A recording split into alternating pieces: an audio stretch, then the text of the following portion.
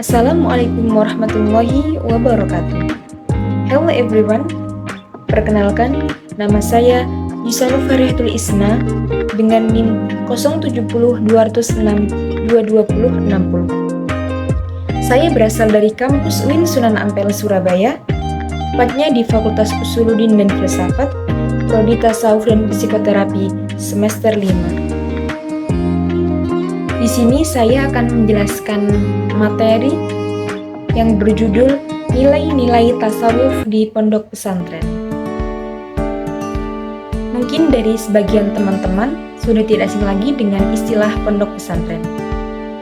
Ya, pesantren merupakan sebuah lembaga pendidikan Islam yang mana siswa ataupun muridnya itu tinggal bersama dan belajar di bawah bimbingan seorang guru, atau yang biasa kita kenal dengan sebutan Pak Kiai ataupun Ibu Nyai.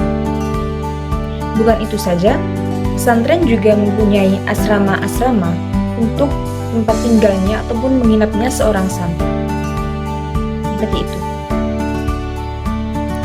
Nah, di sini saya merangkumnya menjadi 4 poin.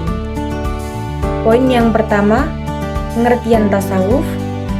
Poin yang kedua, pengertian tasawuf menurut beberapa ahli. Poin yang ketiga, pembagian dari tasawuf. Dan poin yang keempat, ada nilai-nilai tasawuf di pondok pesantren. Pertama, pengertian dari tasawuf. Tasawuf itu berasal dari bahasa Arab, yakni tasawwafa yatasawwafu. Saya juga menjelaskan 4 istilah dari kata tasawuf. Istilah pertama, tasawuf itu berasal dari kata suf yang artinya bulu domba. Istilah kedua, tasawuf berasal dari kata sof yang berarti barisan.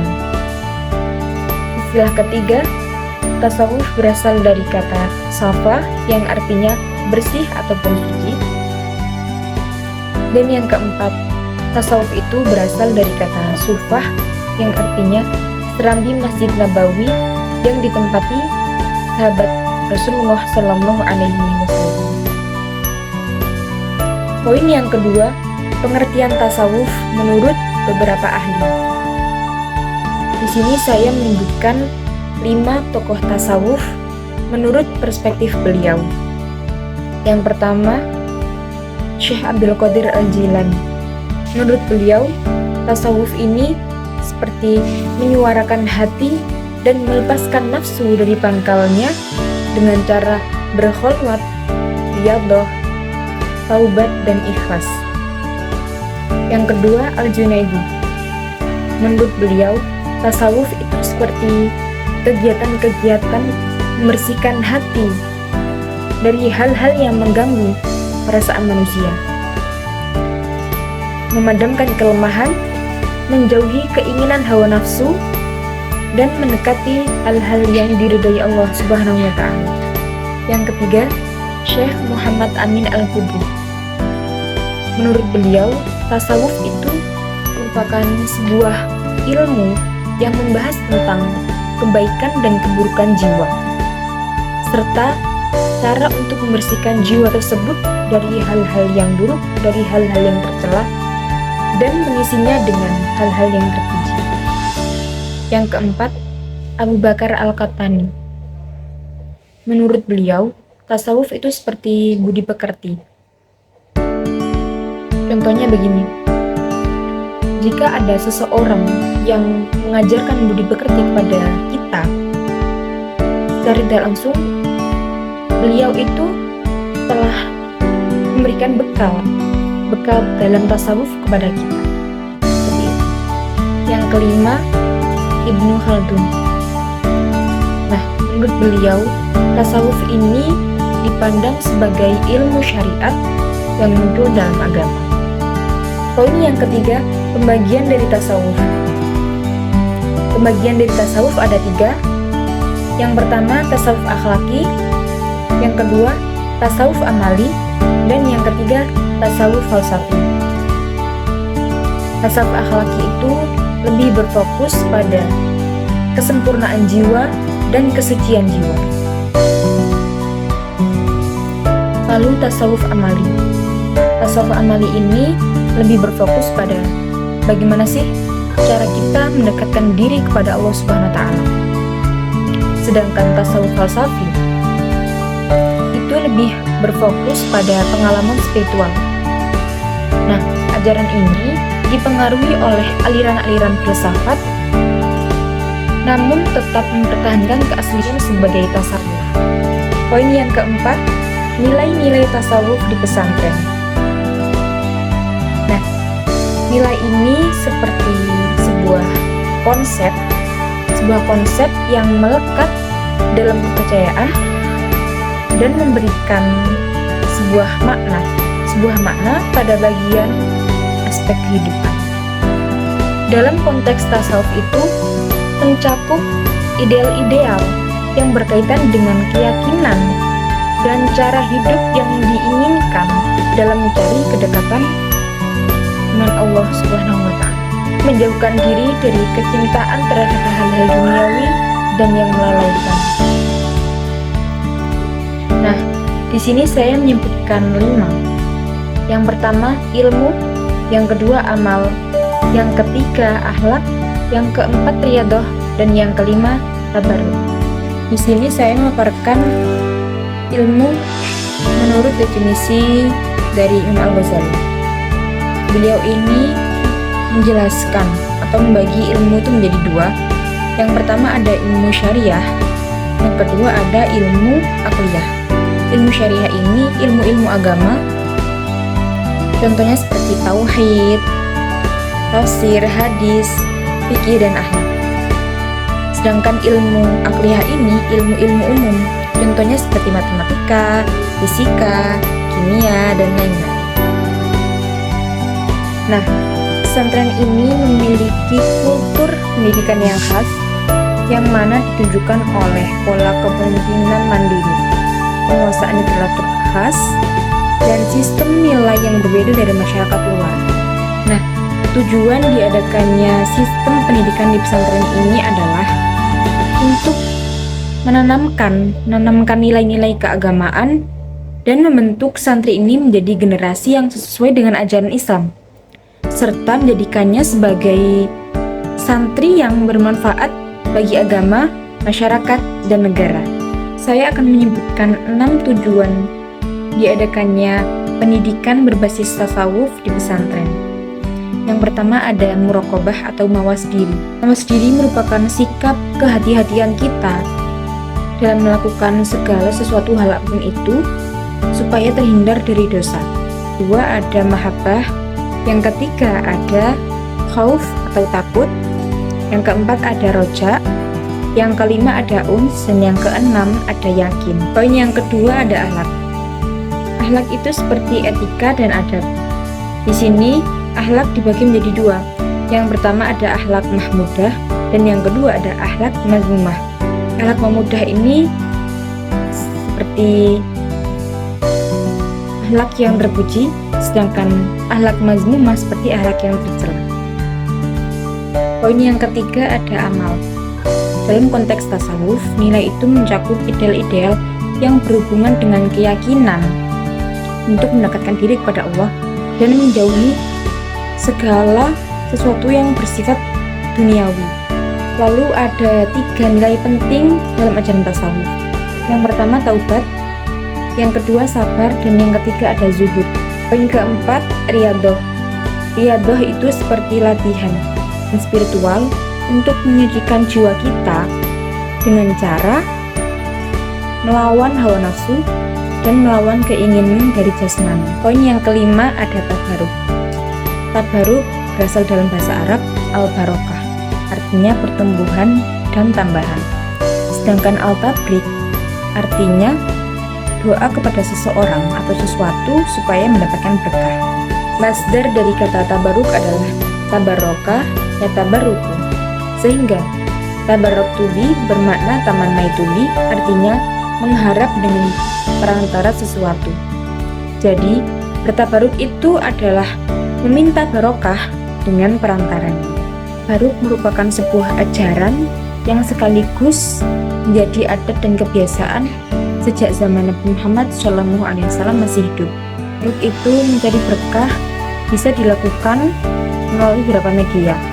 Yang pertama ada Al-Quran, yang kedua ada pribadi tertentu seperti Rasul, Nabi, dan orang-orang soleh lainnya maupun malaikat. Dan yang ketiga itu seperti masjid. Masjid ini bisa seperti Masjid Nabawi, Masjidil Haram, Masjidil Aqsa, dan masjid-masjid pada umumnya. Tabaruk pada waktu tertentu seperti di bulan Ramadan, di hari Jumat, dan bulan-bulan haram. Mungkin dari sebagian orang awam belum mengenal jauh dengan istilah barokah gitu ya. Barokah itu sangatlah luas. Mungkin juga orang awam menganggap barokah itu seperti tidak kelihatan, tidak nampak. Namun kenapa selalu diperbincangkan orang-orang itu? Bahkan ada juga yang menganggap bahwa barokah itu seperti kita sedang mencari perhatian dari seseorang. Karena dengan membawa embel-embel istilah barokah gitu kan. Sebenarnya kalau menurut saya barokah itu memang kita mengalami barokah pada seseorang yang kita hormati, seseorang yang kita dambakan, seseorang yang kita sayangi. Namun niat pertama karena Allah Subhanahu wa taala. Niat karena Allah Subhanahu wa taala. Kita mencari barokah dari seorang guru, dari seorang ustadz usadah, dari beliau abahnya ibunya, seperti itu.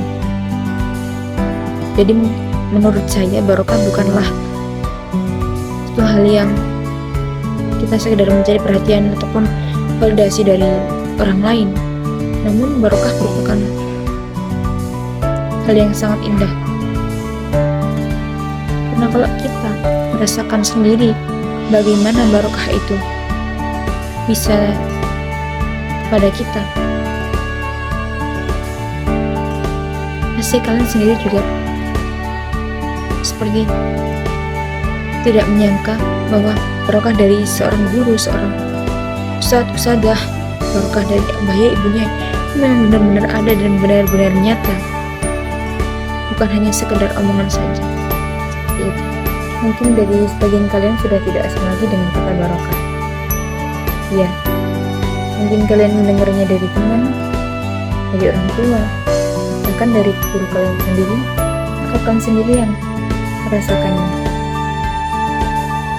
Barokah itu tidak bisa dimaknakan dengan kata-kata, tidak cukup dimaknakan dengan lisan saja. Barokah merupakan suatu hal yang indah, suatu hal yang dimana ketika orang melihat tidak bisa dilihat dengan mata indera. Barokah tadi bisa dirasakan. Barokah itu merupakan di sini kita mendengar kata barokah di dalam pesantren.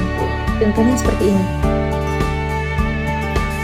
Ayo bantu ke dalam supaya mendapatkan barokah dari beliau, abah yai, ibu yai, dan keluarga dalam lainnya.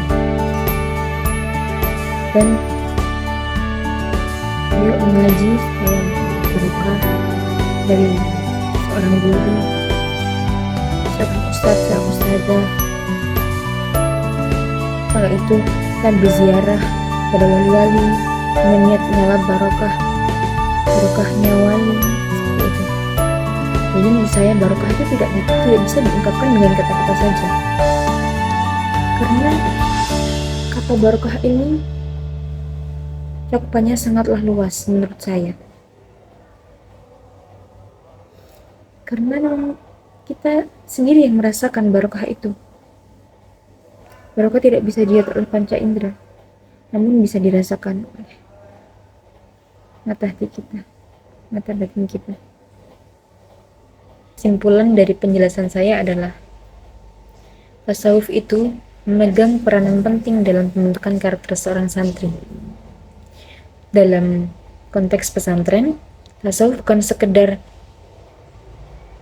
berperan sebagai ajaran spiritual saja, namun tasawuf ini juga sebagai panduan moral dan etika dalam kehidupan sehari-hari. Nilai-nilai tasawuf seperti cinta kepada Allah, kesabaran, dan pengendalian diri menjadi landasan bagi santri untuk menjalani hidup dengan penuh. Bukan hanya itu saja, tasawuf juga mengajarkan bagaimana pentingnya menjaga hubungan yang harmonis antara individu dengan masyarakat, mendorong santri untuk menghargai sesama, berbuat baik, dan menjaga keadaban. Dengan praktek zikir dan meditasi, seorang santri ini diajak untuk mendekatkan diri kepada Allah Subhanahu wa Ta'ala, yang mana hal ini berkontribusi pada ketenangan jiwa dan kekuatan mental santri. Pesantren sebagai lembaga pendidikan memiliki tanggung jawab untuk mengintegrasikan nilai-nilai tasawuf ke dalam kurikulumnya. Hal ini tidak hanya memperkaya pengetahuan spiritual santri, namun juga membekali mereka dengan keterampilan sosial yang mana diperlukan untuk berinteraksi dengan masyarakat. Nah, dengan demikian, nilai-nilai tasawuf di pesantren itu sangatlah berperan krusial dalam menciptakan generasi yang tidak hanya cerdas secara intelektual saja, namun juga berakhlak mulia dan spiritual. Sekian materi yang saya sampaikan. Semoga yang sedikit ini bisa bermanfaat bagi kalian semua, bisa menambah pengetahuan, wawasan, dan pemahaman bagi kalian semua. Dan saya juga minta maaf yang sebesar-besarnya apabila ada perkataan ataupun perbuatan saya yang kurang berkenan di hati teman-teman semua. Saya juga sangat berterima kasih, beribu-ribu terima kasih kepada teman-teman semua yang sudah menonton. Jangan lupa like, comment, and subscribe. Sekian dari saya. Wallahu muwaffiq ila aqwamit thoriq. Wassalamualaikum warahmatullahi wabarakatuh. See you guys.